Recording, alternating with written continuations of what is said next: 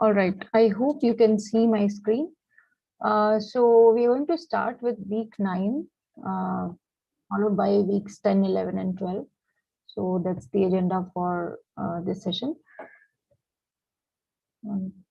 Ma'am, I just wanted to ask before starting. Yeah, Ma'am, sure. sorry. Yeah, please. Ma'am, can we expect more weightage on week 7, 9, 10, 11, 12? Yes, you can expect a little more weightage of the last few weeks. Yes, given that. So, any idea, any number which you can give, like 70%, something like that? 70% is too high, but if you compare weeks 1, 2, 3, 4, I mean the initial few weeks and the last 4 weeks will have more weightage, but not exactly. I mean, it will not be a good idea to tell in precise numbers. So for sure, not as high as 70%, but it will be a little higher than previous weeks. Okay, so we can expect around 60% of this. A little lesser than that, probably. Yeah. Yeah. Okay. All right. So let's get started. Week 9, we are covering decision trees, and the sklearn libraries that we are using, the sklearn classes that we're using are decision tree classifier, decision tree regressor, export text, and plot tree. So let's revise these libraries at their parameters and see what their default values are and for what purpose they are used. So starting with decision tree classifier, it's present in sklearn.tree.decision tree classifier. Okay, and the parameters are, firstly, we have criteria that will be used to see the quality of any split, right? And since we're talking about classifier, there are two possible values for criteria parameter, which are Gini and entropy. And by default, it's Gini coefficient that is used. Next parameter is splitter, which can have two values, best or random. And by default, it is best. Now let's try to understand what these two mean. So whenever we have to make any split at any given node, we have to check, we have to try for different possible splits, right? So let's say we are talking about, let's say the features are continuous, okay? And in that case, there can be multiple possible splits that can be there, right? There is a possible range between min and max. There is a number of there are a number of splits that are possible. So in order to have the split, one option is best split, in which case all possible splits are tried, right?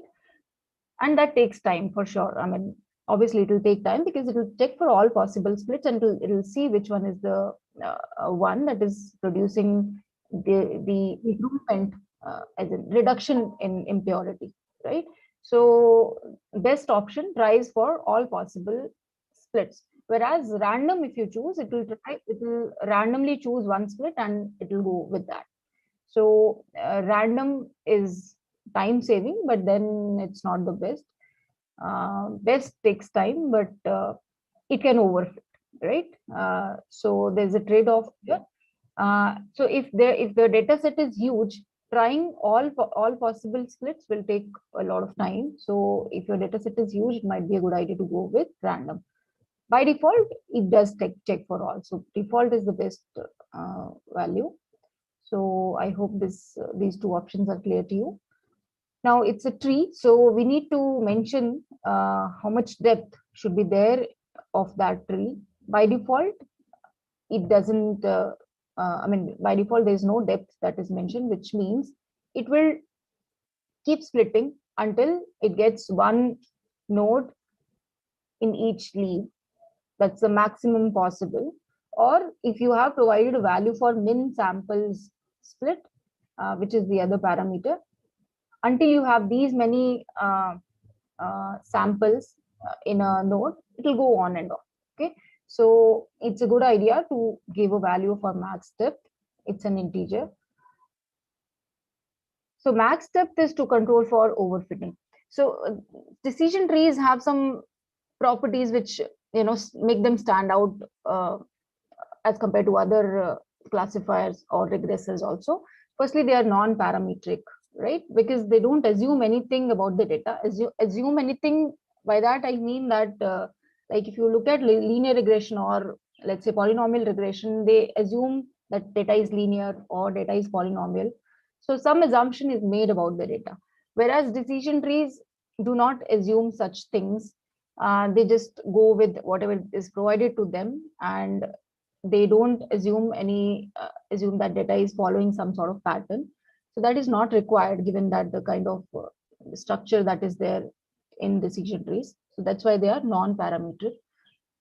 They go on and on. They try to learn everything that is given to them. So that is why they are prone to overfitting. So that's one disadvantage that they have. But then there are certain parameters that can be used to handle this disadvantage, like we are discussing max depth, min sample split, min sample sleeve, min impurity, impurity decrease, right?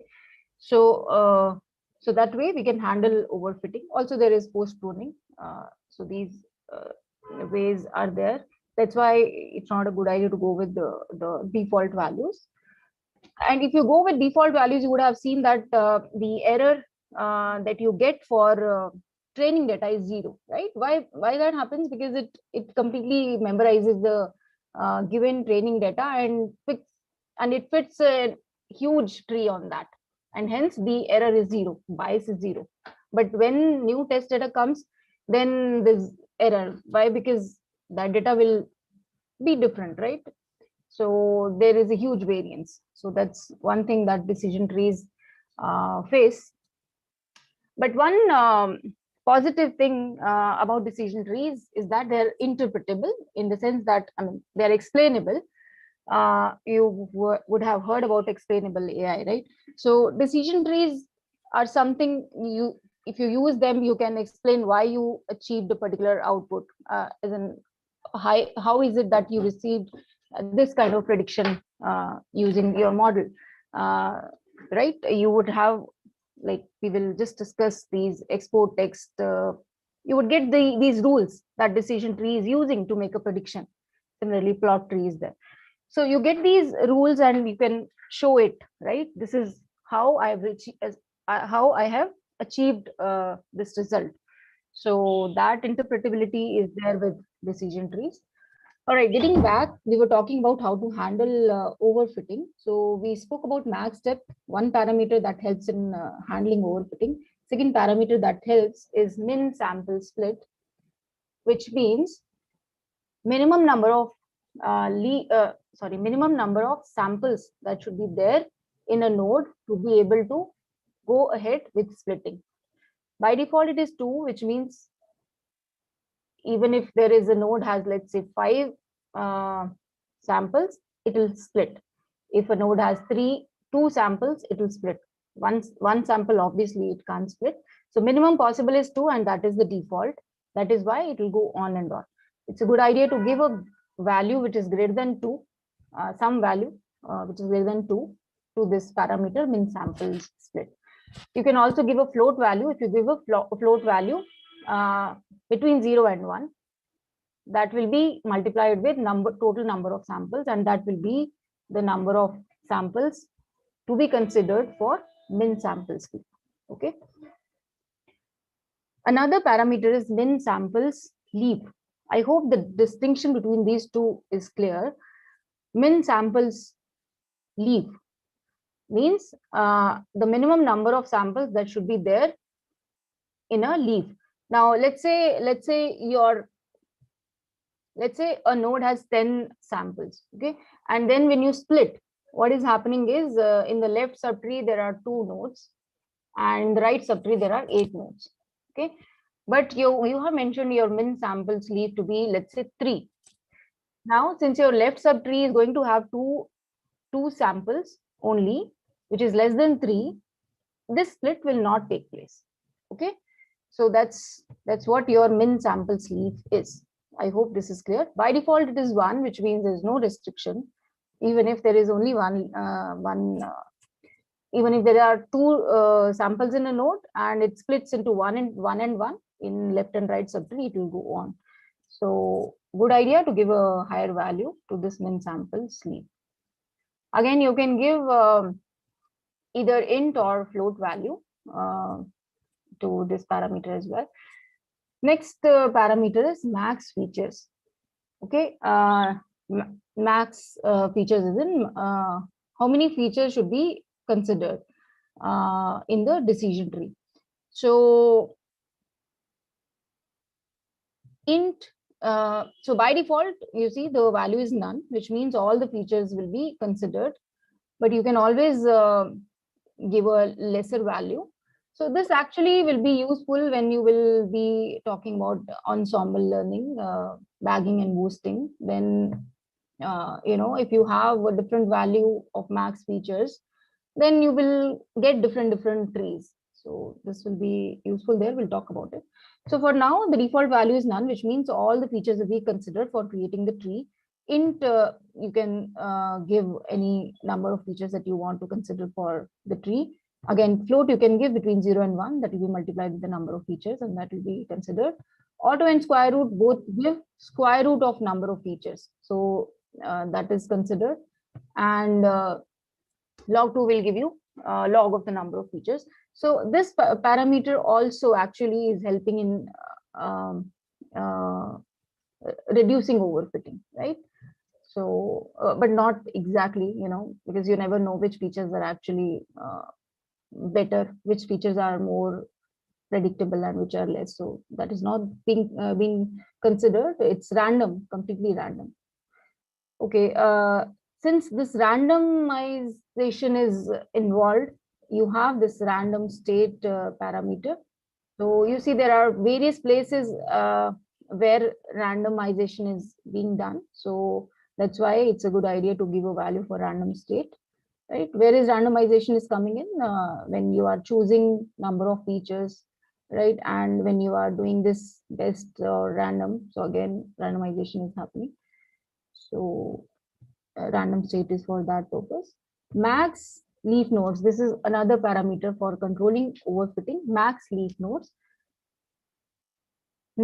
Maximum possible number of leaf nodes in the decision tree. So as you keep splitting, number of leaf nodes keeps increasing, right?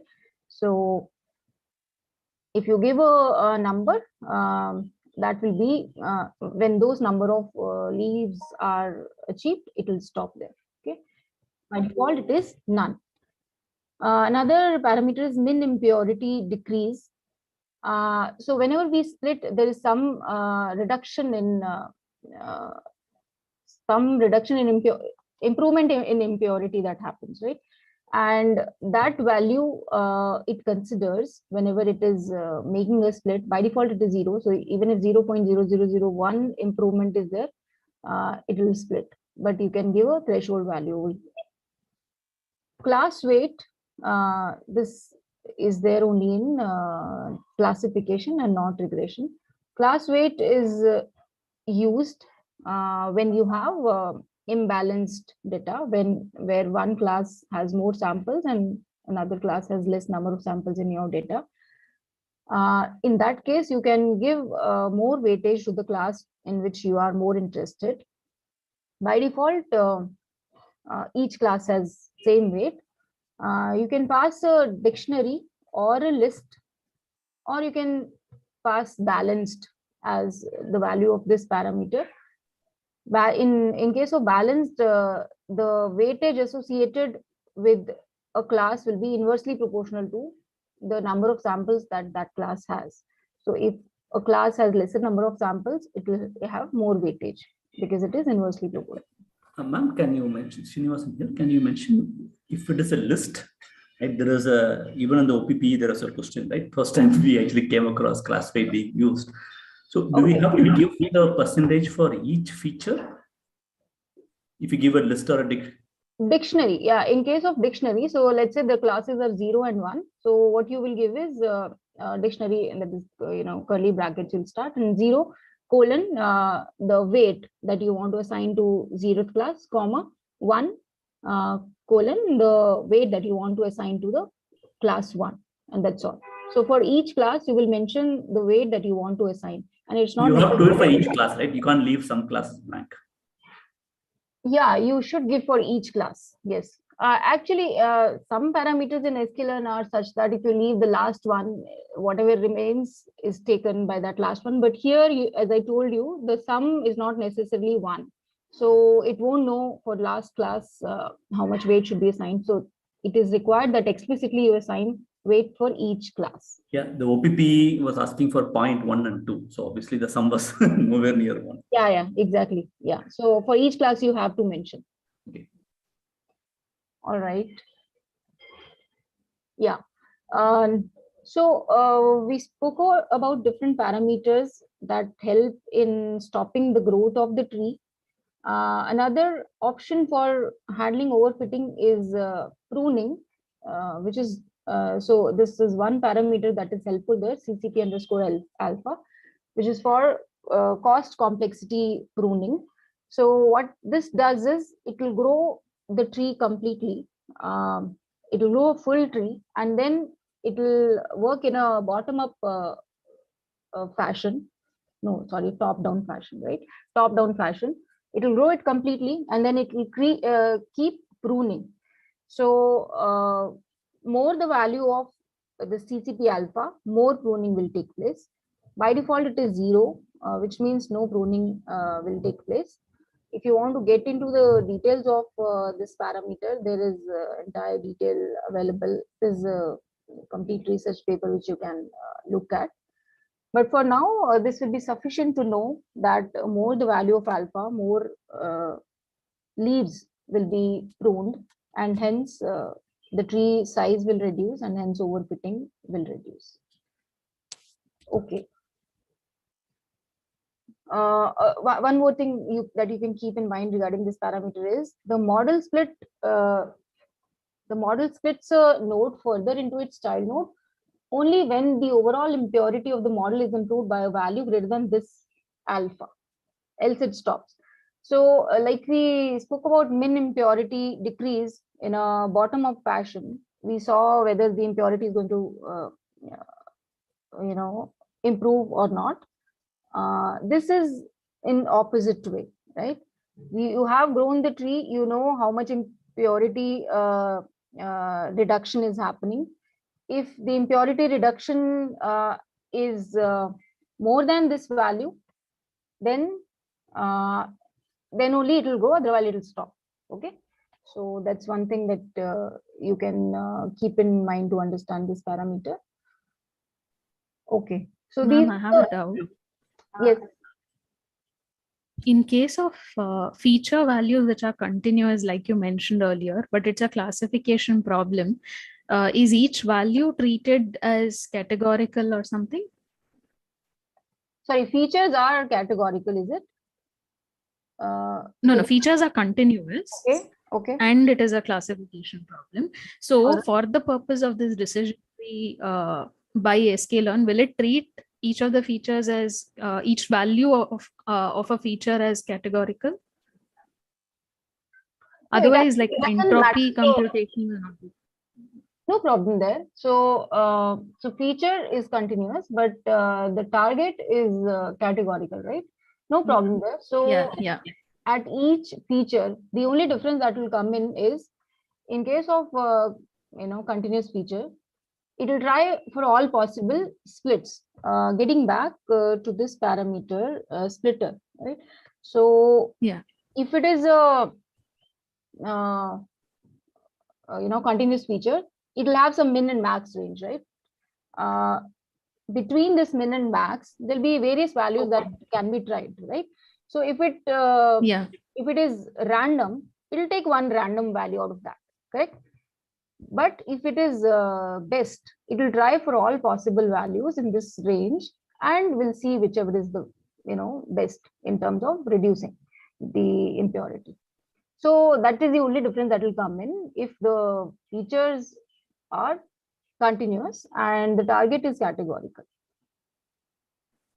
Okay, but if I specify the criterion as entropy, it will still work even if the features are continuous. Yes, entropy will still work. Yes.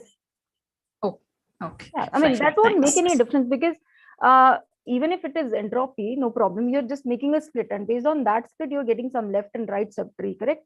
And then in the Correct. left and right subtree, there are some number of samples belonging to one class, some number of samples belonging to the other class, and based on that, you can compute the Okay. no difference there. Okay. Fine, got it. Yeah. All right, so that was decision tree classifier. Now, decision tree regressor. The parameters are same, more or less. One difference, that class weight is not here because it's not classification. And the criteria in case of classification was Gini and entropy. And in case of regression, the criteria would be squared error, Friedman, MSE, absolute error, or Poisson. And by default, it uses squared error. So you can actually use your grid search to be able to see which one will be best suited for your problem. Rest of the parameters will be same, no difference there. So that's your decision tree regressor. Now, if you want to see what kind of tree is built, you can basically the if and else rules that are constituted by your tree. You can see them using two ways. One is export text. It gives you textual details of those rules. Another is plot tree, which will plot the tree for you. So you need to first create an object of decision tree class, and that is what you would pass in export text, which is available again in sklearn.tree. Okay, so first thing is the object, and the other things that are there are mainly for representation. Feature names, by default it refers to features as feature 0, 1, and so on. It's a good idea to pass the feature names explicitly. It's a list of feature names. When you pass them, it will use those feature names, and it will be easier to understand which feature is being considered at which level. Max depth. So if the tree is huge, let's say 1,000 levels, you would not want to see that entire tree, and it won't be readable as well. So it's a good idea to mention how many levels you want to see. So max depth was there earlier also, that was different. Max depth here was how much to grow the tree. Here, how much to show the tree, right? Please mind that. Default, it shows 10 levels, okay, and rest are not shown. You can change this value. Spacing, decimals show weights. These are just for representation. Spacing between edges, decimals, how many decimals to show for the values like entropy and all. Show weights, in case of class weights, it will show the weights also. So these are a few parameters for export text. Next is plot tree. You would have used it. This plots the tree and shows you different values. It shows a better visualization. Again, first parameter that you would pass is the object of decision tree. Again, max depth is how much depth you want to see. Feature names is a list of names, and also you can pass class names as a list. And how much detail you want to see in every node.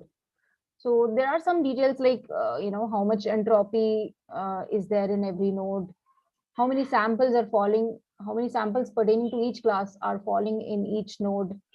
All these details you can see in this plot, which are actually useful. I think there were some questions on that as well. So you might need to plot this tree to be able to answer some questions. Now, how much detail you want to see in each node?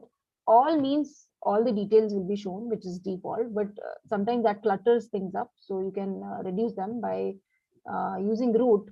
Root means it will show only the root nodes all the details, not for the rest of the nodes. Again, not very useful.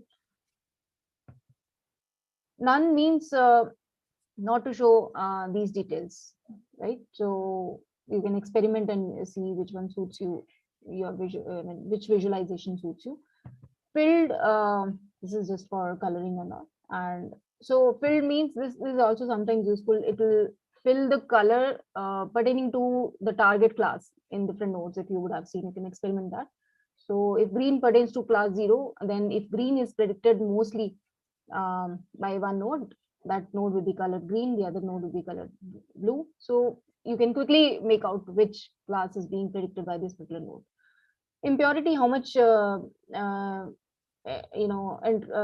entropy or whatever impurity measure you're using, it will provide that value for that node. By default, it shows. You can turn it off. Node IDs. So this is another thing that is displayed for each node. As I said, there are many details that are shown for every node. You can see which one you want to show. Rounded, this is just for presentation. Precision, how much precision you want to show. So here it was decimals, here it is precision. So that's all. Font size, how much font size you want. So these are just for presentation. But main things are sometimes you want to see how much entropy is there at every node, how much reduction is happening, how many samples are falling in each node. So these are some useful details that you get out of this tree. So this was about decision trees.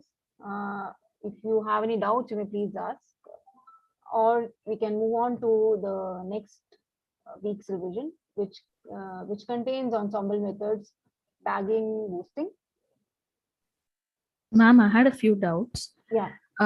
Regarding missing values, Okay. I think that was a little bit of confusion. So if there is a question regarding missing values, do we take it that decision trees work or they don't? Because sklearn decision trees do not work with missing values, right? Missing values, it actually works, right? No, sklearn, it specifically says doesn't work with missing values. Are you? But in general, ID3 works with it. Okay. Sorry, ma'am, I didn't get that. Okay, I'm getting your point. So are you referring to any particular question that was asked somewhere, or? Yeah, it was in the graded assignment. There was an assignment in the question in the assignment saying that I don't know whether practical or graded. Yeah, even I don't remember exactly. And I don't know whether it is MLT or MLP. Yeah, that's also another thing, right? So maybe MLT asks from the point of ID3 trees, but MLP is asking from sklearn perspective. So so ID3, that's a good point that you have made. ID3 can handle missing values. So do you understand how it can handle missing values? No, I'm not very sure. Okay, let's talk about that. So what it does is it divides. So let's say, let's assume that there is one feature that has some missing values, right? And how decision tree functions, based on one particular feature, it will make some split at a particular node, and it will see how many samples are falling in the left subtree and how many samples are falling in the right subtree, right? So how does it make a split? It will just count how many are falling in left, how many are falling in right. So if there are any missing values, it'll just ignore them, and it can go on. So practically it can go on, right? You can think of that. So there's no error that that can come up. So it can function even if there are missing values in the given data. Theoretically, it can function, and you can implement that way also. Now, getting back to sklearn, it might be possible that sklearn, throws an error if there are missing values. That could be possible. We will have to check that to be able to be sure whether it can, take a data which has missing values or it throws an error. Maybe you can check, or maybe I can check and we can confirm. But theoretically, it can handle. I mean, the structure of building the tree in a decision tree is such that it can, ignore such issues. I hope that is clear. And ID3, yes, ID3 can handle missing values because, as I told you, it can handle such a situation easily. right? Okay. So About sklearn, maybe I'll check and cross-check and tell you. So because there are certain things that sklearn, implements in a very specific way, but theoretically, if you go back to the details of that particular algorithm by its papers, it might be a little different. So that is possible. Okay.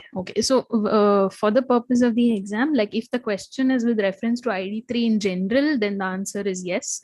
But with specific to sklearn, then we'll have to see what exactly it does. Okay.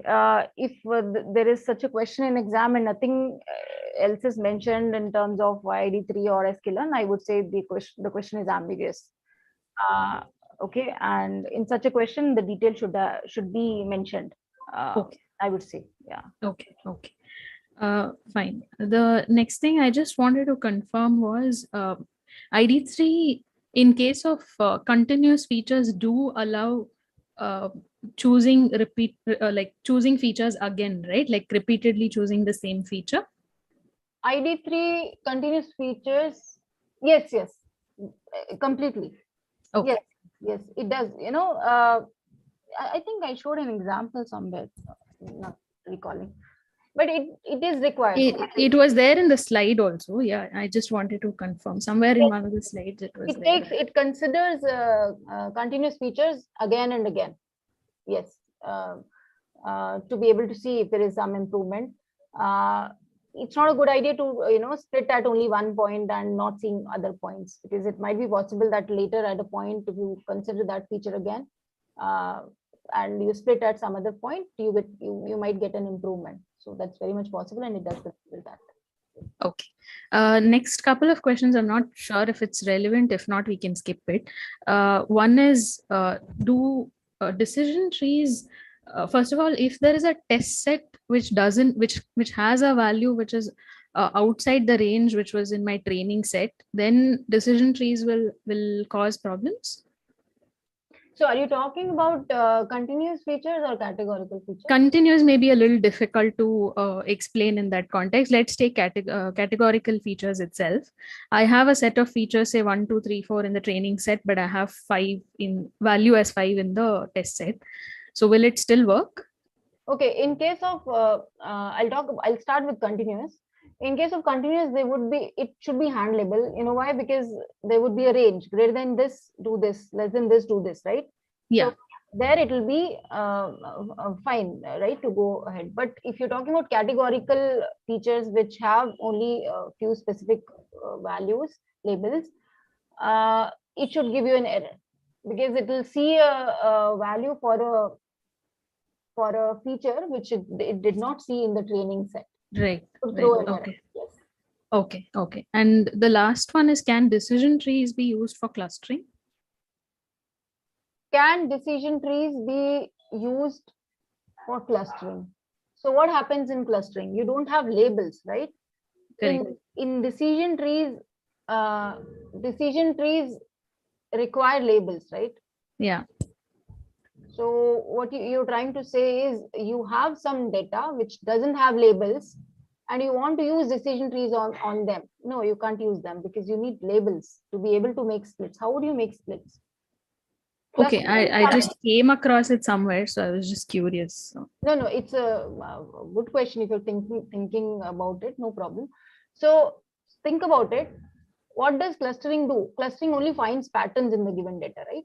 Right. So there is no target.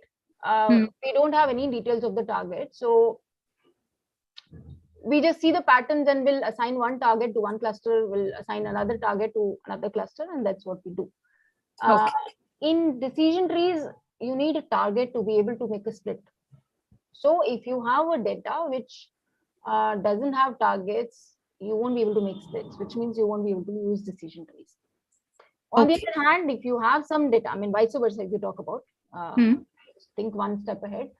Vice versa, as in you have some data on which you had applied decision trees. Can you apply clustering on that?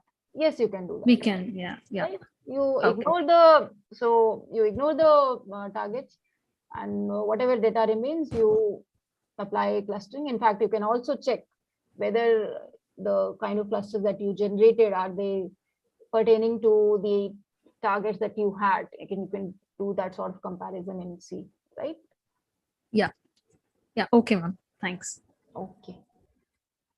All right, let's move on to week 10, where we are using ensemble techniques, which actually are based on wisdom of crowds concept, if you have heard of, where it says that if there are a number of common people and you take some decision by using their sort of votes, it might be better than a couple of experts or one expert or a couple of experts sitting on the other side. The wisdom of this huge crowd could be better than huge crowd which contains normal common people which might not be experts. The overall wisdom of this crowd could be better than one or a couple of experts. So that's what is wisdom of crowds concept, and that's what is being used in ensemble learning, where you have one let's talk about decision trees. You have one decision tree which you tuned and used grid search and did all sort of tuning that you could possibly do, and you came up with one model. That's your, let's call it expert. That's your expert. On the other hand, you have simple decision trees, simple, let's say, decision tree stumps, let's say trees with one depth. They are weak, of course, right? You can understand they have very less capability. But when you club them up and you take the average of that, or you take the best majority vote out of that, it might be possible that this aggregate result is better than the result that you get out of that expert model that we spoke about. Okay, so that's the wisdom of crowds concept that is in play in ensemble learning, which is of two types: bagging and boosting. Bagging is parallel, where you have many estimators predicting in parallel, and then you take all those outputs and aggregate them. That's your bagging.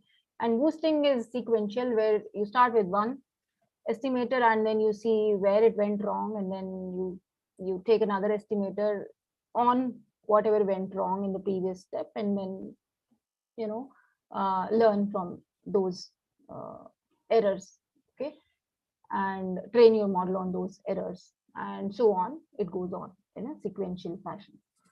So that's your boosting. So the classes that we have studied in this week are these. They are available in sklearn.ensemble firstly. So these are the ones that we have studied in this week. Let's start with bagging classifier. So we have bagging classifier and bagging regressor. So let's take a look at bagging classifier. So as I said, it fits base classifiers. Okay, one thing to note is random subsets of the original data set. Okay, so this is also called bootstrapping. When there is some huge sample and you take a subset, take different subsets out of that sample, this is called bootstrapping, which could be with replacement, without replacement. Okay, with replacement means once whatever you have taken out once, you won't put it back to be able to be considered for the next sampling. So that's your with and without replacement. So bootstrapping works. Bootstrapping is what is used in bagging. Okay, so what we do is, as I said, instead of one decision tree, you would have multiple decision trees trained on a random subset of the original data set. Okay, and we will consider the prediction made by all these different estimators, and we will, if it is classifier, we will use the majority voting. If it is regressor, it will be taking the average. So that's your bagging classifier. So let's look at the parameter based estimator. So we've been talking about decision tree.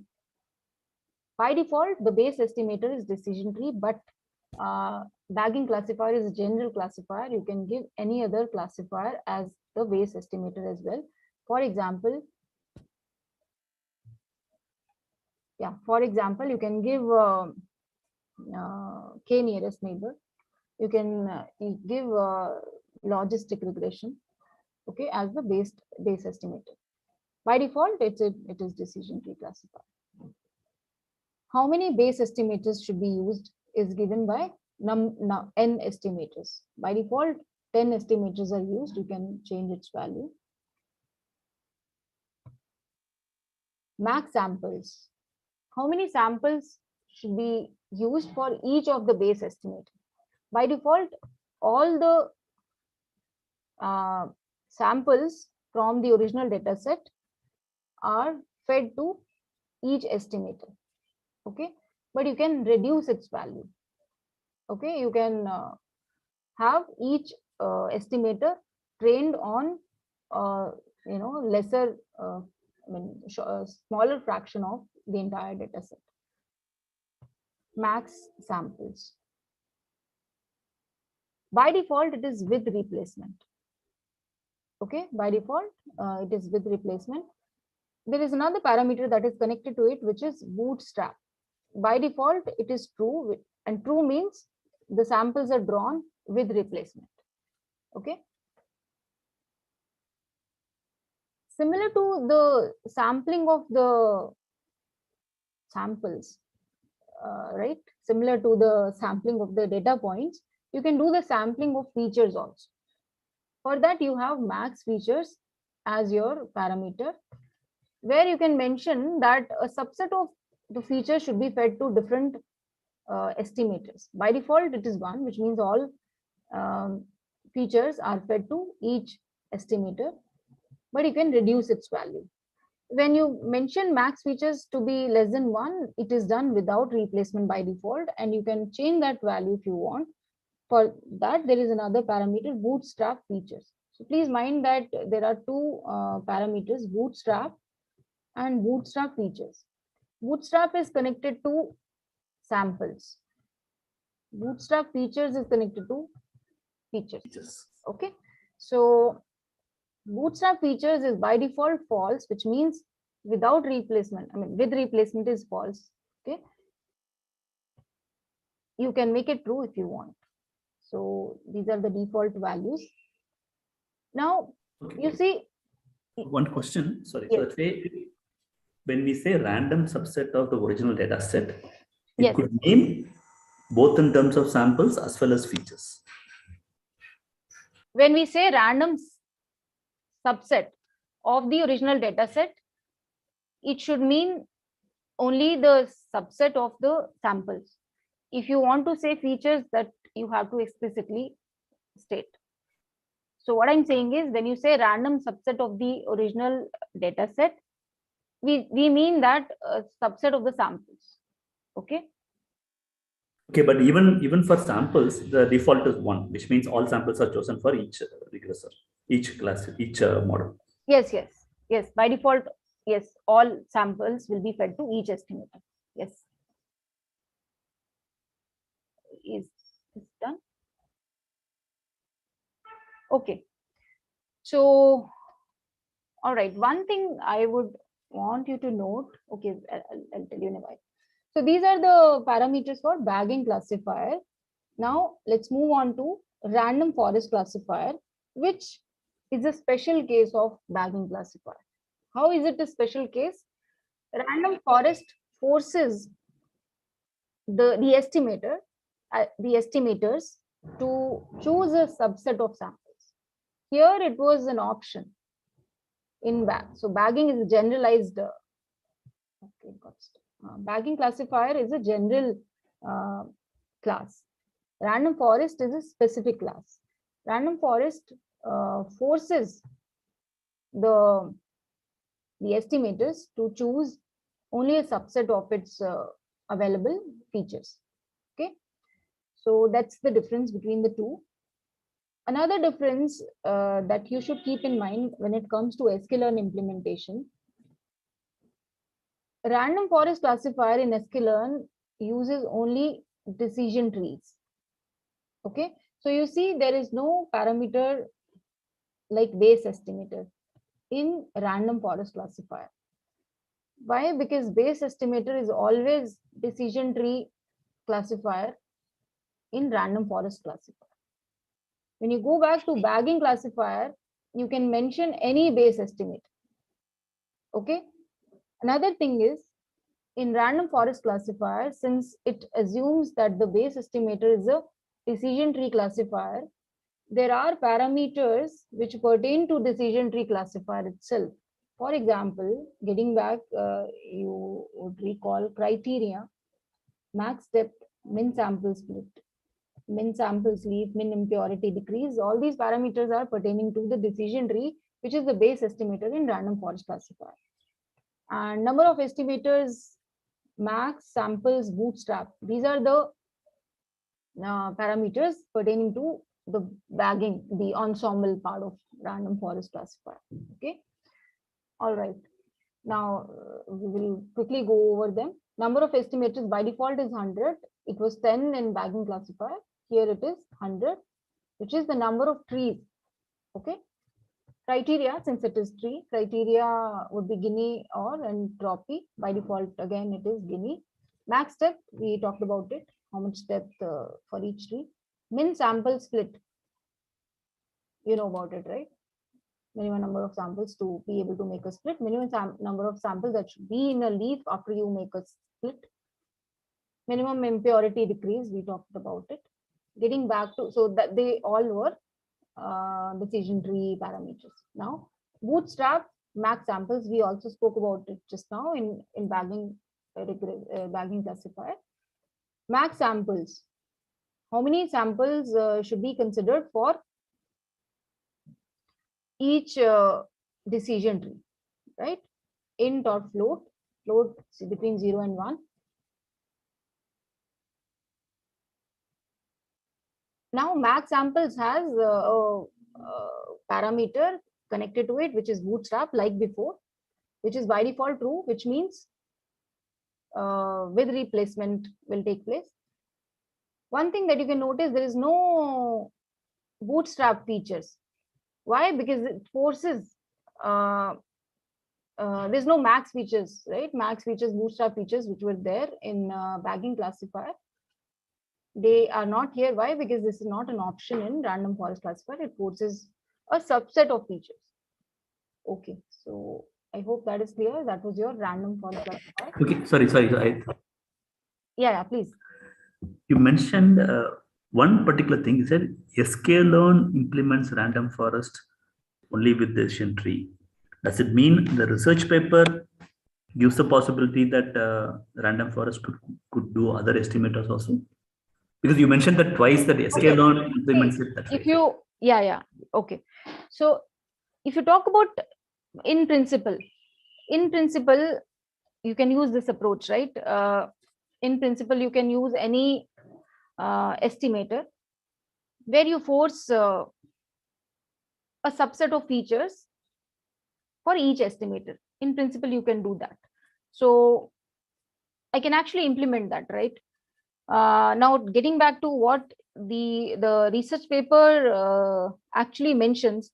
So random forests are actually associated with decision trees. If you particularly ask about it, that's why the name random forest. It's a forest of trees. But if you ask me in principle, like if you ask me if you're talking about ML techniques, I can give you this problem where I can force you to use, let's say, linear regression as a classifier, as a base estimator, and I can force you to use a subset of features for each estimator. That is possible, correct? Yes.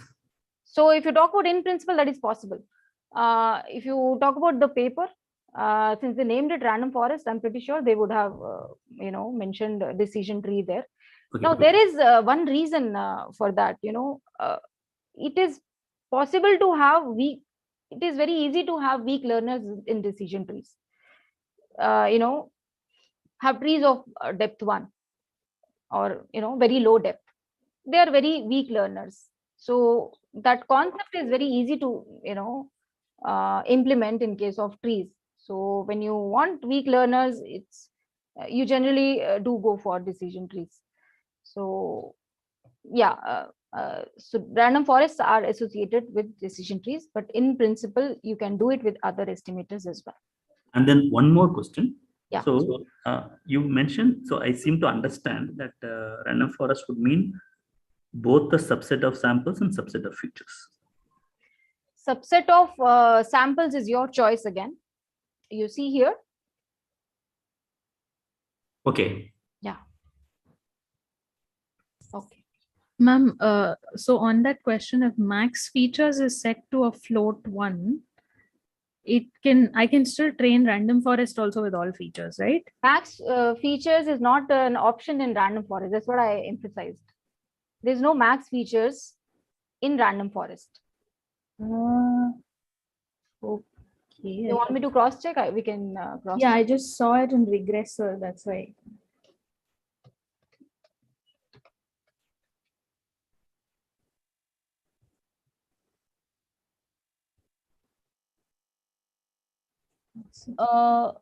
What max? So it's random classifier. It is there. Yeah, you're right. You're right. You're right. Yeah, so we can still use all the features by giving a float value of 1, right? Yes, if you give 1, it will use Yeah. all the features, but it does force to. That's The auto is square root. yeah. Auto, Okay. if you use, it will use lesser features. Yeah. But if you give 1, it will use all the features. Yeah, understood. And then it will become bagging, right? Yeah, it'll be the same. I mean, okay, got it. Okay, then this is sklearn implementation that it provides you a feature. I mean, if it provides you provision to be able to have different number of features, Yeah. including 1. But in principle, that's the Yeah, I'm guessing because the default is supports bagging directly without having to set any features. Yeah, default is auto. Auto is square root. Yeah. So by default, it is taking a subset. Okay. Yeah, thanks. And Srinivasan sir, on your previous question, I think if it's a subset of samples and features, they are called random patches. Okay, there are more variations also, if you want to talk about variations. So in this course, we have covered these random forest bagging classifier and 2 techniques from boosting, but there are more variations. And in sklearn also, if you see, there are many variations possible. So you can, if you want, you can take a look. But here we have covered these 4, 5. Okay, thanks. All right. Now moving on to boosting, gradient boosting is what we have covered, which is sequential.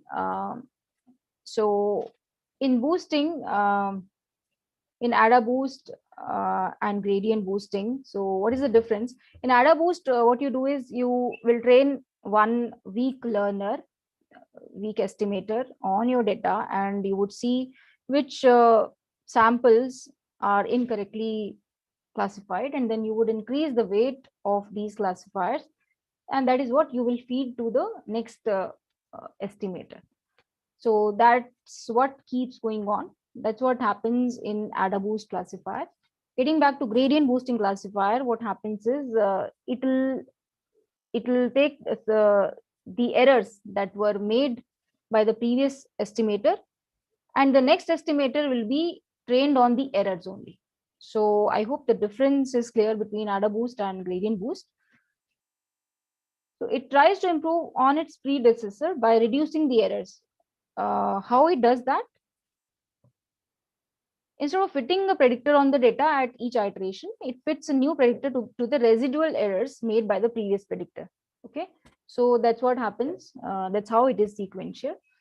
So yeah. Now, what are the parameters that this class has? Number of estimators, which is 100 by default. And next thing is learning rate. Learning rate is associated with both gradient boosting as well as ADA boost classifier. By default, this is 0.1. So there's a trade-off between number of estimators and learning rate. How that is there? So what it does is boosting. Okay, one problem with decision trees is overfitting, right? They will try to learn the given data completely. So learning rate is one parameter that helps in handling overfitting. So what it does is, after each fit, in a given round, the prediction is equal to the previous round plus the learning rate multiplied by this round's fit. So it basically, learning rate is, you can say, how much weight a given estimator has in the final prediction. So that's your learning rate. So if the learning rate is high, which means the estimators have high say or weight in the final prediction, you can manage with less number of estimators, right? On the other hand, if you have learning rate as small, you will have more number of estimators. So that's the trade-off between these two parameters. Okay, by having low learning rate, you handle overfitting in the sense that a given estimator's predictions are not completely taken into account. Only a proportion of his, its weight is considered. So that's how overfitting is handled. I hope that part is clear. If not, you can ask me further. Can you please repeat? Okay. Okay. Yeah. So you remember gradient descent learning rate? You remember? Yes, that can be overfit. If the learning rate is large, you will just keep oscillating. Yeah, right. So how many? If let's say your learning rate is high, how many iterations you would require? If you are converging, fewer iterations. Fewer, correct. If your learning rate is low, how many iterations you would require? More iterations. Correct.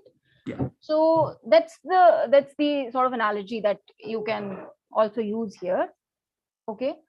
So if your learning rate is high, which means, okay, first estimator, it predicted something, it has high say or high weight in the final prediction. Then the next estimator comes, it will also have high weight, because learning rate is high. So overall, you require lesser number of estimators to be able to make the prediction. However, if your learning rate is small, the n number of estimators that you have trained so far, their overall say will be lesser than what you would actually require. For example, getting back to gradient descent, you would stop at some point which is far away from the actual minimum if your number of iterations is lesser.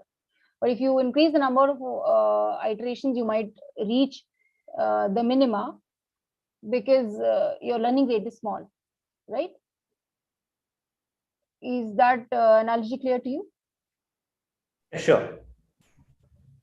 Ma'am, this is the same learning rate which is multiplied with the residuals, right? Which get added to the predictions. So once you have trained all the estimators, in the end, when you have to make the final prediction, you take into account. So this one formula, I think in MLT you would have done that. Yes, yeah. Formula where you use this learning rate to be able to correct, the alpha into residual rate. Yeah. It gets added to each of the, from each model, it gets added to the initial prediction, right? It's the same alpha. Yes, yes. Okay. All right. So next feature, gradient boosting classifier has features from decision trees that we just talked about. Max features, not max features, sorry, max depth, min impurity decrease, all these features will be there, which pertain to decision trees in particular. Okay, so this shows that gradient boosting classifier by default uses decision trees as the estimators. There's no Yeah, I don't think it gives choice of predictor. choice of, yeah. There's only initial model or something which gives. There is a. What is that? No. Where is that initial model? There's something called init, I think. Yeah, initial estimator object is there. An estimator object that is used to compute the initial predictions, and it has to provide fit and if zero, the initial probability set to zero. Okay, no, this is about the initial prediction that is made. So yeah, that is the dummy mean, yeah, right? Yeah, mean. I think. Yeah, so if we fit something like if we put something like a logistic regression in this initial, it still works. The options are okay. Estimator is an option, yes. Yeah, but then that should be the first one, not the later. Correct. Only the first one. Correct. Yes. Correct. Yeah. Good point. Later ones. So these are specific parameters. All these are specific parameters for decision trees itself. Yeah. So then, so can we say the same thing about gradient boosting, that what you said about random forest? It assumes that it's a tree. Okay. The gradient boosting.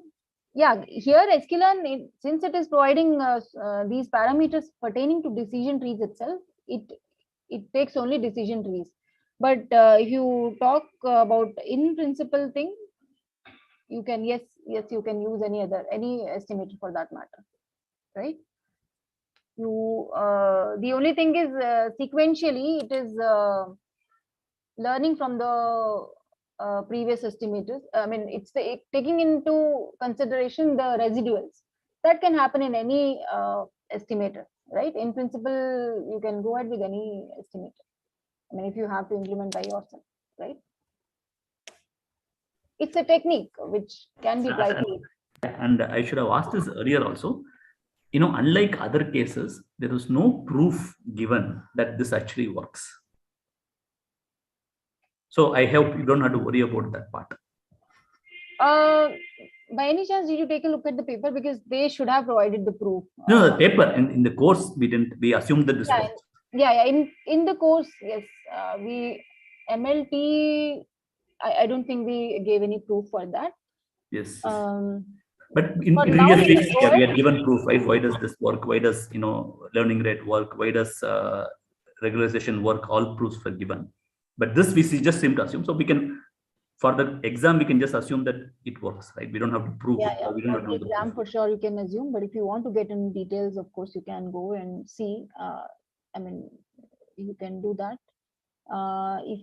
If that is a concern, we can actually add it in the further revisions of the course. It's actually a good point that you made. It's a good thing to be kept in MLP. Why this works? Yes. It's a good idea to be knowing that for you also. For the exam purpose, of course, this is okay. You can skip. But in general, it's a good thing to be knowing why this actually works. Okay, wisdom of crowds concept that I told you, it's actually quite well known and well studied. And you can find proofs also. You can take examples, and in most cases, the average will always be better than one best estimation. But proof is something else altogether, which is a good thing to be studying. All right, we'll get back to gradient boosting remaining parameters. All these are pertaining to the decision tree, so we can skip, about it. Subsample is the fraction of samples to be used for fitting the individual base learners. Please note that this is a subsample that they are using here as compared to max samples used in bagging. So here subsample means the fraction of samples to be used for fitting the individual base learners. By default, all the samples are used. You can choose it to be less than 1, which leads to reduction in variance and increase in bias. Yeah. Okay, next is AdaBoost classifier. Please note that this provides you an option for base estimator. And please note that there are no parameters pertaining to decision trees in AdaBoost classifier, which means you can use any estimator. But by default, it uses decision tree classifier. Okay, base estimator, by default, it is none. None means it uses decision tree classifiers with max to be 1, which is called decision stumps. But you have an option of giving any estimator. Logistic regression, K nearest neighbor, KNN classifier, all these you can give. Number of estimators you can mention, and learning rate also you can mention, as we just discussed. Ma'am, I have a doubt in this learning rate in AdaBoost. Yes. So what we learned in MLT, the learning rate that is calculated is based on the misclassification. But here we're giving a constant learning rate. So is it the same learning rate here also?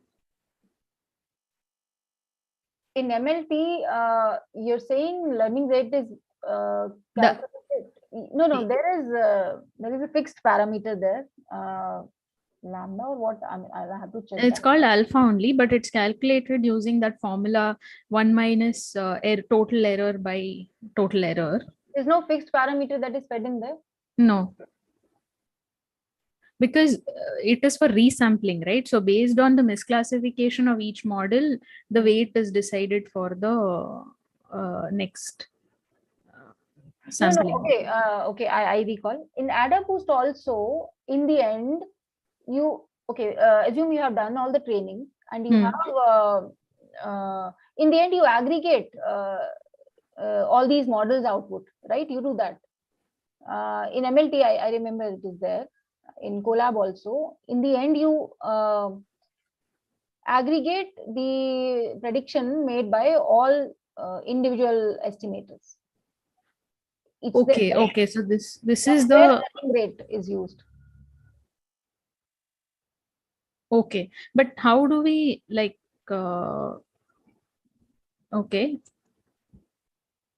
That is fixed. That is not computed as such, right?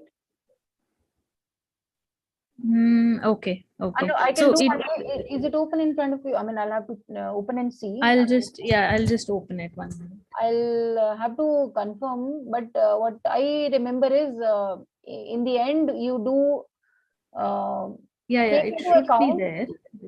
Do take into account every individual estimator's output, and then based on that you provide the final output. Now, how much weight you assign to each estimator is what learning rate should give you. You can check that and you can ping when you find it's not there in the slide. Let me just check in the Colab probably. later. I remember. Yeah. So does this mean then that for the output of each classifier, I'm assigning the same weightage? There's no difference there? Output because it's constant. Sorry, please repeat.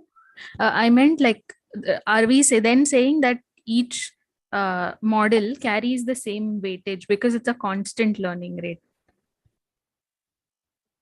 No, I'm a little confused there, maybe. There might be, it should be like the later ones have lesser, lesser weight. The formula should be such that. Okay. So okay. Gradually reduce. Yeah, so there'll be some manipulation of this learning rate done internally, right? Yes, there should be some formula where you put in. I mean, ideally it should reduce. You cannot have equal with all estimators. Let me do one thing. Let me check this and confirm this. I mean, sure. MLT, I'll take a look at the collabs and confirm you what exactly should be the learning rate there. Okay, sure, ma'am. Thanks. Okay. All right, next is voting classifier.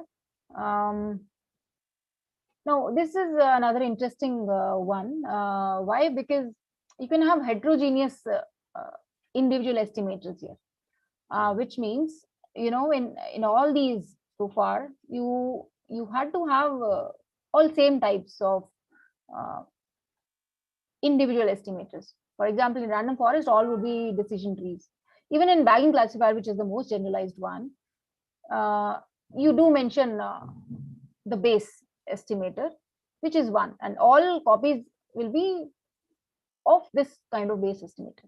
Whereas in voting classifier, you can give different, you can give a list of different estimators. So it could be possible that one is your linear regression, second is your KNN, third is your decision tree, fourth is your SVC, with some individual settings, configurations. And then you want to see which, not want to see, you will get the best out of these four. Okay, which one is performing the best, that will be used. Majority voting, basically, in case of classification, and in case of regression, it will be the average. So that's the advantage that you get using voting classifier as compared to bagging classifier. Now there are two things possible here: hard voting and soft voting. Hard voting is simple, majority voting, right? Soft voting is you consider, you remember that predict underscore proba, which gives you the probability associated with each class. So you consider those probabilities that each individual classifier provides, and you average out these things: 0.2, 0.5, 0.8, 0.6, 0.3. You average that out, then whichever is the max, you output that. So that's your soft voting. I hope that is clear. I hope the difference between hard and soft voting is clear. And anyway, I think maybe it may not be needed for the course, but it is possible that hard voting and soft voting can give different results. Yes, it is possible. You can try out both. You can use grid search and see which one works best. All right, so I think these are the ones covered in week 10. If there are any doubts, we can take. There was one more classifier, right? There is one more. Sorry, I forget the name of it. Which one? In MLP alone, we covered that, no? Is it? Tell me. I don't recall. XG boost, Okay. is it? Huh? Was it XG boost? Yes. Okay, XG boost was not covered in MLT, right? Yeah, No, it was not. it was covered in ML. Achha, it was not in detail, but I think we just touched upon it. Yeah, we touched upon it. You're right. Okay, I forgot to add it. I should have added this XG boost for revision purpose because it's there in MLP. Yeah, you can please revise that. I didn't add it here. So it's simple. I mean, it's based on sklearn, although it's not in sklearn. There's a separate library, XGBoost. There are some simple parameters. You can take a look at that. No problems. All right. So that was about week 10. Maybe you can move on to the next one, Nitin, Jimmy. Ma'am, just one last doubt in week 10. Yeah. So bagging and boosting both can overfit, right? Like there is a possibility that they'll overfit, but is it dependent on the number of estimators? Like, Yeah. can we say too many estimators can lead to overfitting? Yeah, that's why when you have more number of estimators, you keep learning rate to be small, to be low. Okay. Okay. But yes, you're right. They can overfit. If you have this is high and you have this to be high as well, they can. Okay. So in general, if I mean, I don't know if it will be that simple, but if there is a question saying bagging or boosting can overfit, that will again be an ambiguous question, right? That will be an ambiguous question. Yes. Okay. Because you can make them overfit by choosing stupid parameters. Okay. You can make them overfit, but there is a provision that you can handle overfitting completely. I mean, okay, decision trees also have various features using which you can handle overfitting. But in principle, if you do not control them, they will overfit, right? Okay, so I can put it this way, that decision trees in general are prone to overfitting, yes, but we can reduce that or prune them. And ensemble methods in general are not prone to overfitting, but they can be made to overfit. Yes, correct. Okay. Yeah. Okay, thanks. All right. Okay, I'll stop sharing. Nitin and Jimmy, you may please take over. Yeah. Thank you, ma'am.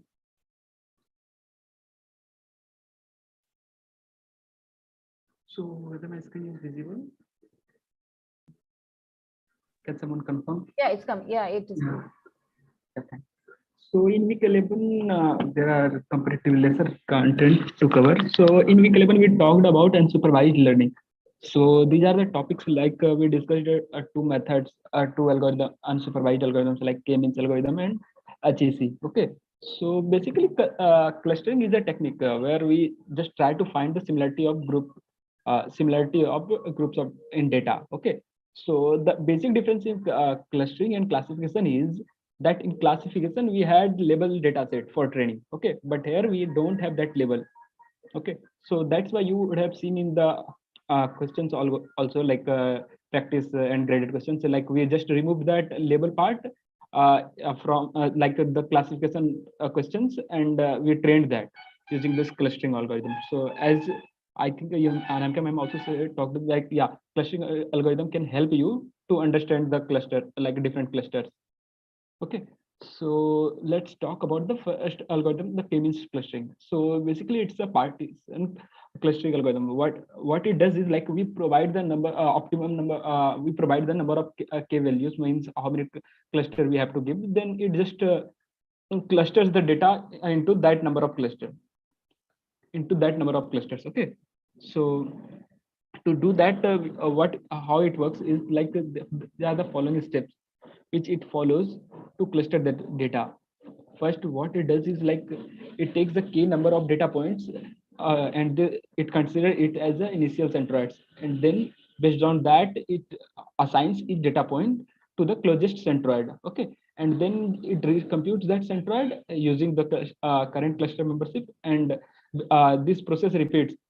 It repeats this process. Okay, until the optimum number of it minimize the SSE distance. Okay, so this is the default code for K-means clustering, where this the default number of clusters are 8. Okay, so which we can define as we know that, and then there are the parameter init which says that like how it will select the initial centroids. Okay, so if you select that K-means, then K-means plus plus, then it has some different way to how it selects the initial centroids. Okay, and if you select that random, then it selects the k number of data points and completely randomly, it selects the k number of data points as an initial centroid. Okay, and in the ninit method, ninit number, we said that like how many times it will select the initial centroids. Okay, because there can be a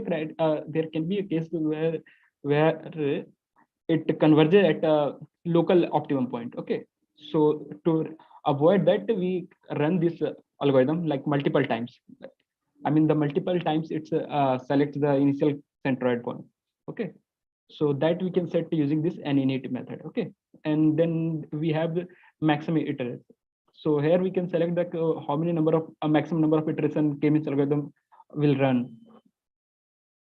Okay, so yeah, then we have the main problem like how to select the optimum number of k values. Okay, to select that we have two methods like elbow method, and then we have still hot score. Okay, so in what we do in elbow method, we just plot this SSE distance, SSE error, and we plot it with respect to number of clusters. Okay, and where the neck is formed, we assume that is the elbow point.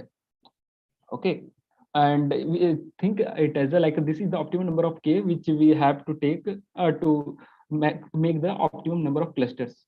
Okay, so in this shape there is just a slight bend over at point k equals 9. Obviously it is not that much clear. Okay, but yeah, when you this is the same graph which sir has used in the showing that when sir has applied the K-means algorithm and on the digit data set. Okay, so yeah, so then we have another method named Silhouette score. What it does is it computes the mean of Silhouette coefficient of all the samples, which help us to select the optimum number of clusters. Okay, so this Silhouette score value, Silhouette coefficient value ranges from -1 to 1. Okay, where the 0 represents that the clusters are overlapping, and 1 is the most most closest, and -1 value represents that those are the most far values. Okay, So then we have a hierarchical clustering. Okay, so there are two methods. Like first is the bottom approach, and the second is the top down approach. So what HCC works on top down approach, a bottom up approach only. Okay, so what is it does is like it assumes that all the data is data, it considers each datum as a cluster and then combines closest cluster to form a larger cluster. Something like that it works. Okay, so we can see that shape. Like it assumes that this is the it assumes all the data points as a different cluster, and then just it combines, and like that it forms. Okay, so yeah, so the default code for this is this one. Okay, where we mentions the affinity, linkage, distance threshold and all. Okay, affinity is the metric which we used to compute the linkage. Then linkage criteria determines which distance to use between set of observations. Okay, so yeah, so these are the three metrics which we probably use in this method. Okay, the first one is Euclidean, and second is Manhattan, then third is a cosine distance. So we already know about these distance functions. Okay, so then let's talk about the different linkage, the how it works, and like how it selects the different linkage. The single linkage, in the single linkage criteria, it merges the cluster based on the shortest distance between overall possible pairs. Okay, and then in average distance, it simply uses the average distance of over all the possible pairs between the group for merging the clusters. Okay, in complete linkage, we calculate the distance of the for this element of the two different clusters. Like that it works, and then we have the what's linkage. This computes simply as the SSE distance. Okay, so which is nothing but just we try to minimize the variance of the clusters which is getting merged. Okay, so like that different linkage method works. Okay, so yeah, now we discussed all the parameters. Yeah, so this is a default picture of a dendrogram, like which is again just a graphical representation of HEC. Okay, which simply shows that how different aggregation happens at different levels. Okay, so here if you see that the horizontal axis represents the how the different data points are there, and the vertical axis represents the similarity. Okay, so yeah, that is all about week 11. So anyone have to ask any question? Feel free to ask. Can you just repeat the last thing? Horizontal and vertical distance. Yeah. So basically, here you see that this is the diagram. Okay. So here you see the vertical distance represent the dissimilarity between clusters. Okay, and the horizontal axis represents the objects in the clusters. So yeah. So what it means that here you can see that 7 is most similar to 8.8. Okay, or you can see that if you here just we think that yeah, if we assume that this is the cluster A, this is cluster B, this is cluster C, this is cluster D. Okay, then the cluster A is most similar to cluster B, and yeah, cluster A is most dissimilar to cluster D, something like that we can interpret from this. Okay. Yeah. So anything else? So just one doubt, if we are given the graph and asked to find the elbow or the best value of K, it will be a little more clearer, right? In case it is asked. Yeah. Okay. Keep the graph. Yeah. Okay, thanks. Because in what like was there like in the slide, it was little difficult to identify. In this one, yeah, it's Yeah. we can't interpret it. If we give such this kind of graph, then obviously yeah, it's very difficult to visualize. Okay, Yeah. thank you. So yeah, either we can move to week 12 or yeah. Hello. Yeah, Nitin, I think you can continue. Thanks, Simi. So, good afternoon, everyone. First, let me share my screen. Yeah. So, in MLP week 12, we have covered neural networks, and in neural networks, we have covered multi-layer perceptron. So, I've used the slide that Sir have used in the lectures. We will cover the two APIs which are used for MLP. I mean the multi-layer perceptron via sklearn.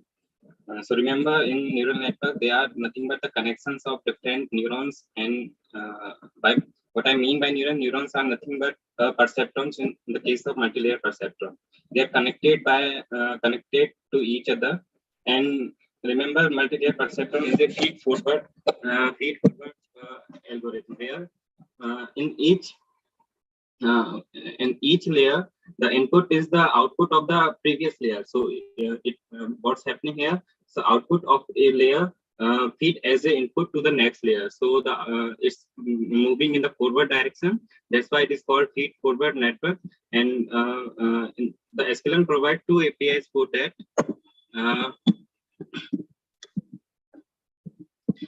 sklearn provide two APIs for MLP. That is multi-layer perceptron, one for classification and another for regression.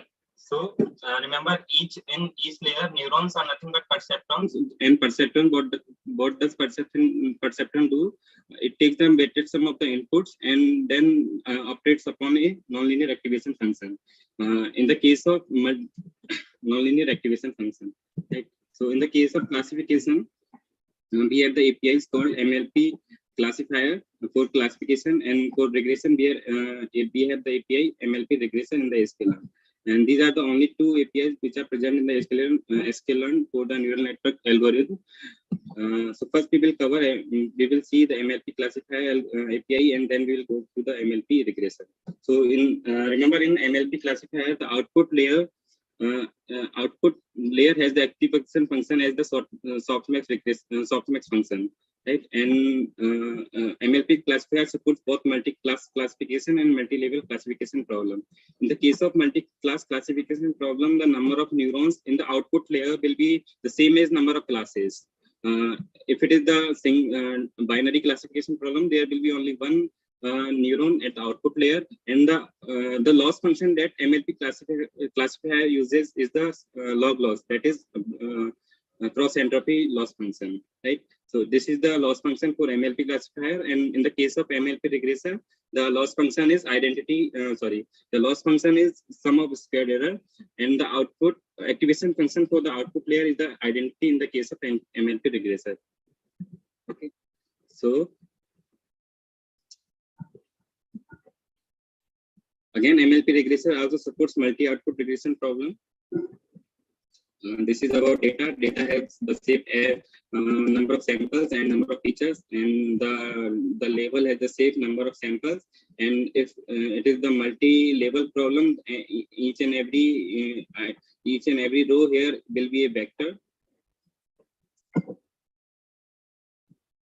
So let's say how to start instantiate the MLP classifier. So the MLP classifier and MLP regressor both APIs contained in the module called neural network in the sklearn.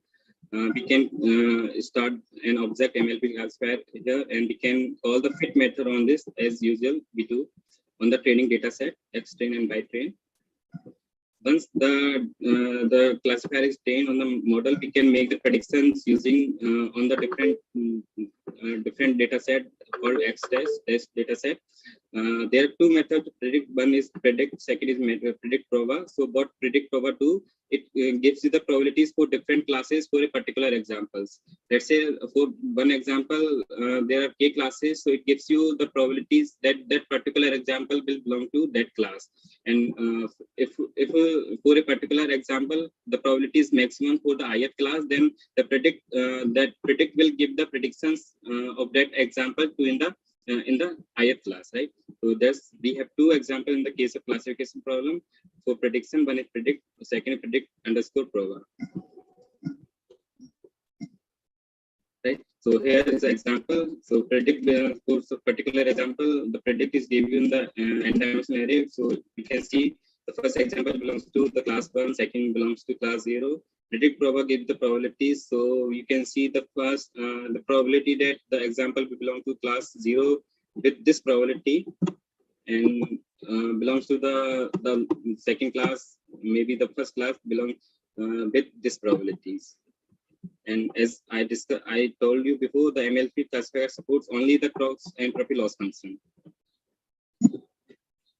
So the main parameter here in the case of neural network for multi-layer perceptron is the number of hidden layers. Remember, we can set different number of layers, and we can set different number of neurons in each layers as well. So how to set number of hidden layers in the MLP classifier? So for setting the number of hidden layers, we set the tuples in the form of tuples. So in the let's say we need to set 3 layers with some let's say first layers has 15 neurons, second has 10 neurons, and the last layer has the 5 neurons. So how we will set the parameter? We will set as a tuple. So here it shows number of neurons in the first hidden layer, second hidden layer, and the third hidden layer. Remember, there will be, if there are 3 hidden layers, total layers will be 5. One input layer, and the last one is the output layer. So input layer, the number of neurons you can think as the input, the features, right? So if there are m features, the input, all m features will be fed as an input to all 15 neurons to the next layer. I mean the first hidden layer. Again, the output from these 15 layers will work as an input for the next 10 neurons in the next layer. The similar way goes on up to the next layer. The output layer has a number of neurons equal to the number of classes, and so this is how it works. Again, we can set the regularization rate here. By default, it's set L2 regularization rate, and the values of parameter regularization parameter is alpha. We can set to the alpha. The default value is 10⁻⁻4. So activation functions. Remember, perceptrons take the weighted sum and operates upon the nonlinear activation functions. For the output layer, the activation function is the shortness function for the classification problem, MLP classifier. And for the hidden layer, we can set by setting to the parameter activation. We have 4 choices. One is the identity function, that is it just takes the weighted sum. Doesn't do anything. Logistic regression, 1/e⁻⁻x, hyperbolic tensor function, and the last one is rectified linear unit, that is maximum of 0 and x. Right. So this is the activation function for the hidden layers. So ReLU is the default activation function used in the MLP classifier. Okay, so for optimization optimizations of the model, we can use SGD, stochastic gradient descent, ADAM, LVFGS as a solver. Remember, ADAM is the extended version of stochastic gradient descent, where we can and it is used as the default values. And if our data set is very huge, the ADAM works very well in the case of large data set, because ADAM works well in the case of non-linear complex non-convex loss functions. We can also set the batch size if we want to use solver as a SCD. Then the batch size default value is either 200 or n samples, depending on which is the minimum. How to get the weight matrix from once we have learned our model? For get the weight matrix, we have the method called coefficient underscore that will give you the list of the weights, and each remember the shape of list will be number of layers minus 1. So ith element of this will be the weight matrix corresponding to the layer I plus 1. So, for example, let's say MLP classifier is MLP._CLF. If we call the method coefficient underscore, and for the 0, so it will give the weight matrix for the first hidden layer. So that is in between the input layer and the first hidden layer. So remember, so look at here. This example, this particular example, you can see is it is the matrix here. And matrix is, you can say, from here we can conclude that there are two neurons in the first hidden layer, and the 5 inputs, 5 features are used in the data sets. So the first row is correspond to the weight that is learned for the first neuron. The second rows correspond to the weights for the second neuron in the first layer, right? If we take the coefficients for the second layer, we can call MLP dot coefficient underscore and the first at the index first. And now remember, there are 2 inputs will be given to the first layer, and each and every neuron of the first layer, and there will be 5 neurons. So in that case, there will be these are the weights corresponding to the first neuron, and similarly for all 5 neurons. Similarly, we can get the bias that is learned using the classifier by calling the method intercept underscore. Again, this is a list, and each ith element will be the bias corresponding to the layer I plus 1.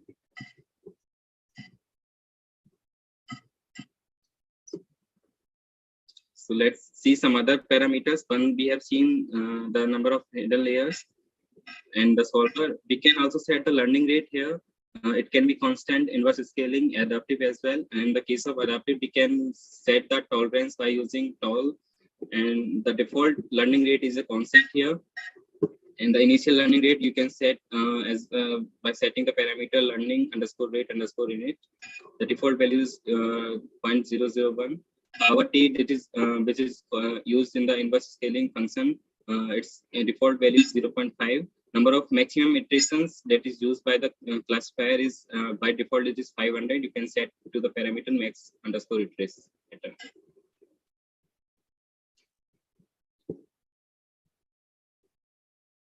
Yeah, so these are some points that I think you may know about this. Okay, so same MLP classifier, the same parameter are used in the MLP regressor as well. But remember in the MLP regressor, the output layer takes the identity as the activation function, or you can say the no activation function is there in the output layer.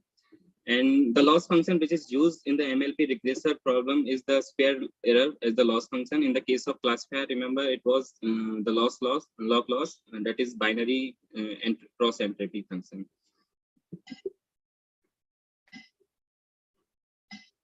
The same way we can call the fit method on the object MLP regressor, and we can fit using training and data set. All other parameters are same, and as it is a regression problem, we don't have the predict prova here. We have only predict method, and a score will return the R squared score for the test data set, whatever the data set you are providing. So in Big 12, we have considered only these 2 APIs that are there in the sklearn. So this is all about Big 12. If you have any doubts regarding this, you can ask.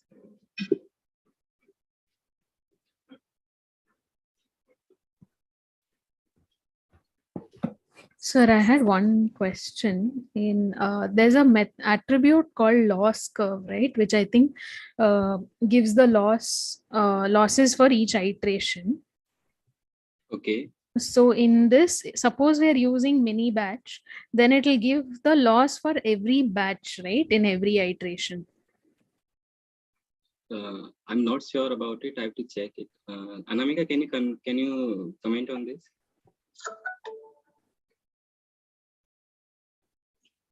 Hello. Simi or Swanim?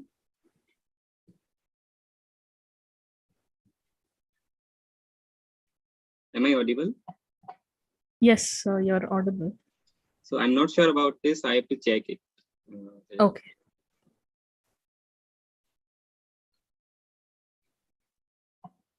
Sanim, are you there?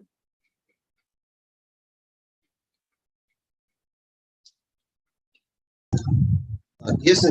So it is described in the attribute. If you go up, the attributes are described above this examples. Okay. And it is a shape of n iter. So that's why Shay was asking. Yeah, everything actually, like even Okay. loss curve, it represents the loss at the ith iteration. So I'm guessing this should be, if we run mini batch, it should be every batch, but I just wanted to confirm because it runs one iteration for every batch, right? So Either I'm not sure about it. We have to confirm Okay. on this. okay, thanks.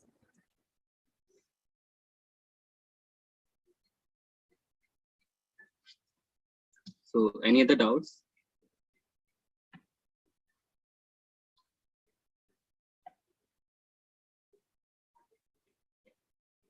If not, this is all about the revision sessions. We have covered week 9, 10, 11, and 12, and other weeks we have already covered for the quizzes. So if you want to revise these, you can refer to the YouTube links there. So this is all about this sessions. Any points you want to make? Any other Yes, things? sir, one question or advice that I wanted for in general. So what happens in many cases is in sklearn, how many default values are we expected to remember? No default value you are expected to remember. Just remember, you are supposed to just remember, not just remember. If you have done enough practice on that, it may by heart till now. You just remember the different APIs and different modules which are used. That's it. Not default values as such. Okay, I specifically came from one place in quiz. There was one question in quiz 2, which said, I don't remember exactly, I think it was on logistic regression. There was one part which said that the solver is set to Saga, yeah. So SGD. it assumes, Yeah. Yes. And then it said that the penalty is set to elastic net. Now I got the answer wrong because I assumed that L1 ratio is defined by default. But L1 ratio is by default none, so it will throw an error. So how do we solve things like this? That will need us to remember the default value, right? And then the options are also very confused. The thing is, see, we had to remember that Saga takes elastic net as a loss, right? And because the other option said it is invalid because Saga does not take elastic. You're talking about quiz 2, MLP. Quiz 2, yeah. So there is one question. Like, just need to remove. You have to by heart that slide. Yeah, the slide part is okay. That's still doable because the slides are limited. But without knowing the default value of L1 ratio, how do I know whether it will throw an error or not? And that's where I got it wrong. Because I have to it's okay that we cannot remember all the default values for sure. And you are not expected to remember each and every default values for any parameter that are used in any estimator. Just remember the different APIs and different modules that are used. That is enough for in the case of theoretical exams. If it is given in the quiz 2, we have to check this whether the question is doable by not remembering the default value or not. We will look into that.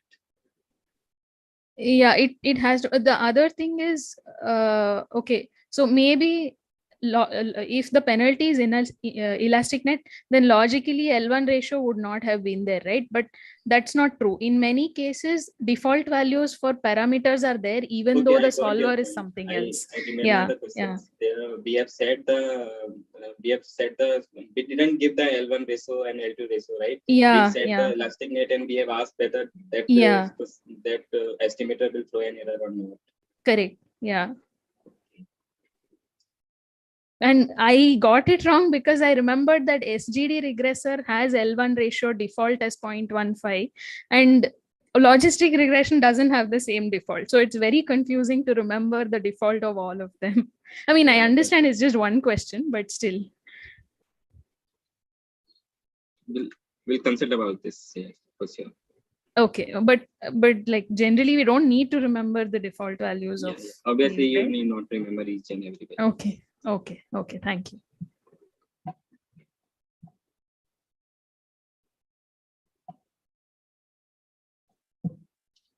Yeah, so any other points?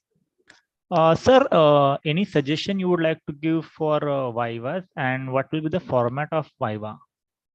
Viva, you can expect from both MLP and MLP, because whatever has been taught in the lectures, you can refer to the lecture slides. You can refer to the assignments and the codes that are used in the lectures. And for revision, you can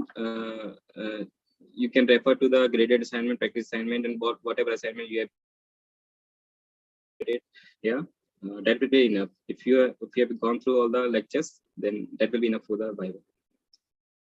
Okay, so can we expect a question where we are supposed to write a small code or something like that? Yeah, that you can expect. Okay, got it. Thank you.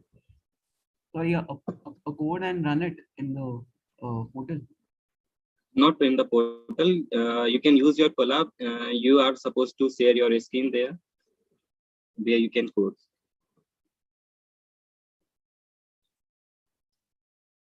You're talking about Viva, right? Okay, yeah, okay. I thought I know. Okay, sorry, my bad. Okay. Yeah, actually, there is a question in discourse also that what would Viva be? I think we are quite definitely, because, in many other courses, Viva is after a project. So, it is easy to prepare for the Viva because you have to know what the project is. Here, I think we are all confused on what the Viva would cover. So maybe generic announcement would be quite helpful for others. There are questions on both MLT and MLP discourse. There are questions on what would the Viva have. Yeah, we'll see that.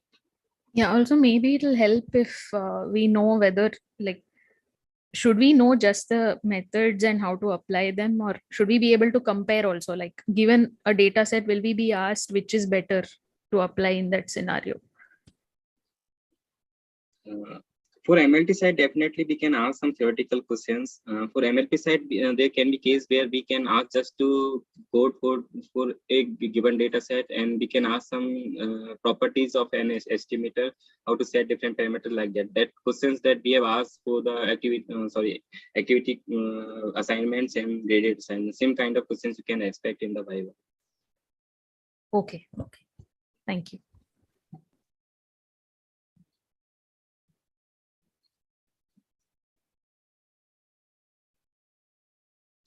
Yeah, okay. So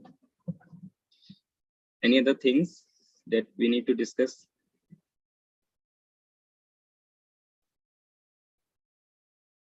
If not, Salim, can we close the session now?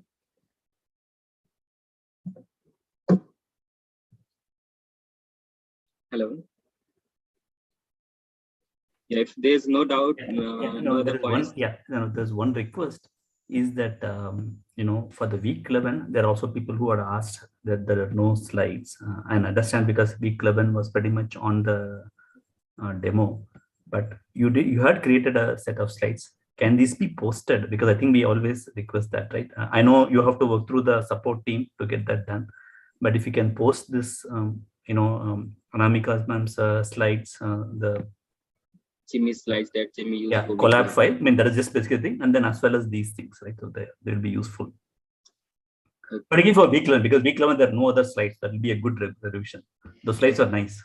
Yeah, we'll take your point, and if it is doable, we will do that. Yeah, Jimmy. Yeah, I'll share it. But yeah, for now, like I can put it in my drive, and yeah, I can share directly link to the discourse. And in the meantime, discourse, there is already a question on, where are week 11 slides? Yeah. Maybe you can put it there, saying that, this is a summary, not necessarily the slides for but from you. Yeah. And for week 11, we have some other institute slide also. Like if you want, I can share that also. Okay. Okay. Yeah. Then what I'll do is I'll respond that the discourse. I'll also ping you, tag you, so that you know which thing we're talking about. Yeah.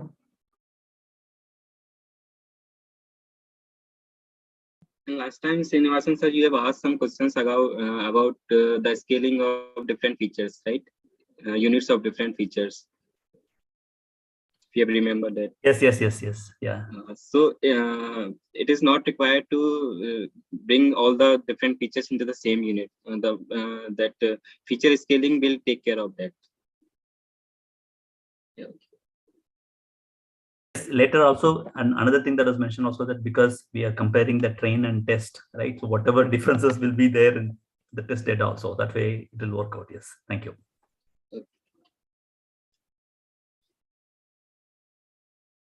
Yeah, if you don't have any other doubts, any other questions, we can close the session now. Thank you, everyone, and best of luck for your exams. Thank you, sir. Thank Thank you, you, sir. everyone. Hello, sir. Yeah. Just one request actually. Actually, I filled that re-evaluation form for MLP OPP one quite late. If possible, please consider it, sir. I just filled it yesterday actually. And the due date was 24th, but the form was active, so I filled it. So I think if the form is active, then it will be considered. Okay, sure. Thank you, sir.